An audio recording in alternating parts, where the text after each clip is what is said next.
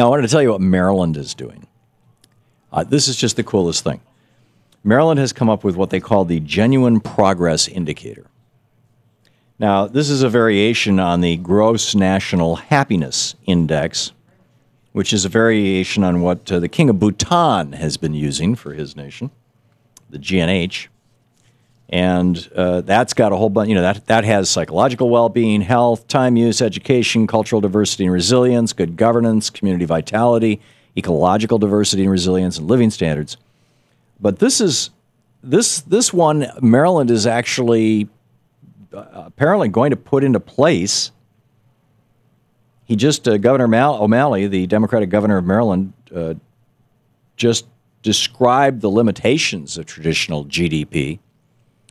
In fact, Shano, you've got a clip of Bobby Kennedy, RFK, back in the day, talking about GDP, and it just brilliantly illustrates the problems with using productivity or gross domestic product as the only way that you look at an economy. And we've been doing that now for about the 100 years or so that we've been seriously having, economists, and maybe not even 100 years, but it's been, within the last 100 years that we've been looking at economic things, creating economic models, trying to figure out how to make an economy that works.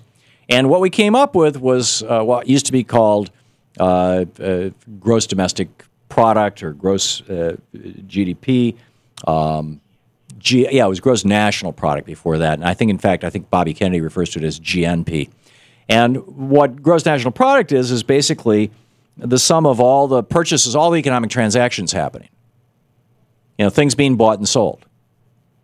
And, wages being paid and bonuses being paid and dividends and all that kind of, that's all GNP or GDP.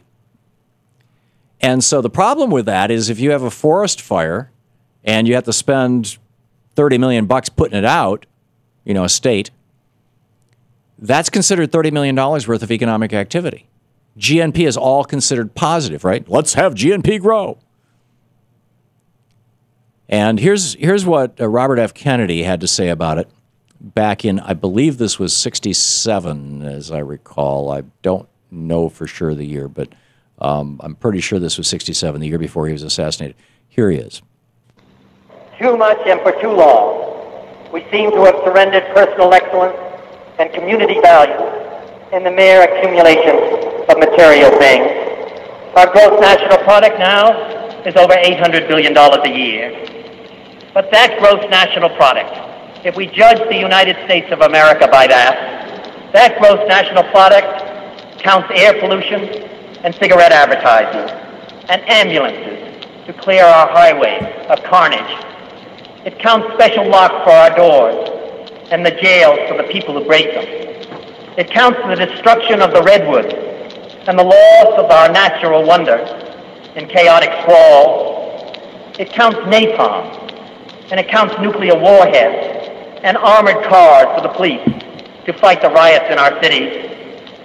It counts Whitman's rifle and Speck's knife and the television programs which glorify violence in order to sell toys to our children. Yet the gross national product does not allow for the health of our children, the quality of their education, or the joy of their play. It does not include the beauty of our poetry or the strength of our marriages, the intelligence of our public debate, or the integrity of our public officials.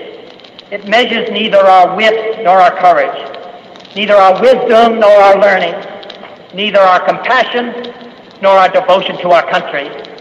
It measures everything in short, except that which makes life worthwhile. And it can tell us everything about America, except why we are proud that we are Americans.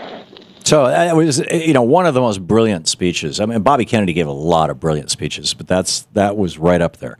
And it's rightly one of his most famous. And he identified this problem with gross national product, what's now called gross domestic product. And so Maryland is going to do something about this. They're going to say, we're not going to measure, Whitman's rifle or Speck's knife, or vice versa, whichever it was. They were, a couple of mass killers of their day. We're not going to, or at least we're going to measure those things, but we're going to measure them as negatives rather than as positives. We're going to measure the nuclear weapons and the napalm as negatives rather than positives. And so here's how they're putting this thing together. They take personal consumption expenditures, and then they adjust that for income inequality. So that modifies it, reduces, the more inequality, the more it reduces it. And then they add in services of consumer durables. In other words, that's a good thing. People are repairing things.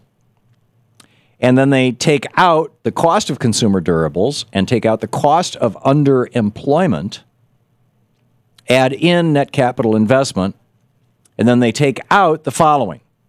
These are things that now become negatives, that up until this point we have been counting as positives, and so have really, our tax code and the way we do business has essentially encouraged. These will now become negatives in the state of Maryland. Cost of water pollution, air pollution, noise pollution, net wetland change, net farmland change, net forest cover change, climate change, ozone depletion, non-renewable energy resource depletion. Now, that's kind of in the environmental area. They're going to subtract all those negatives. Then they're going to add in the positive value of homework, volunteer time, higher education, and services of highways and streets, and deduct out the cost of family change, the cost of crime, the cost of personal pollution abatement, the cost of lost leisure time, the cost of commuting, and the cost of motor vehicle crashes. And when you do the math on all that, what you end up with is what they call the genuine process indicator, the GPI. This is a great step forward. This is like a really good positive thing.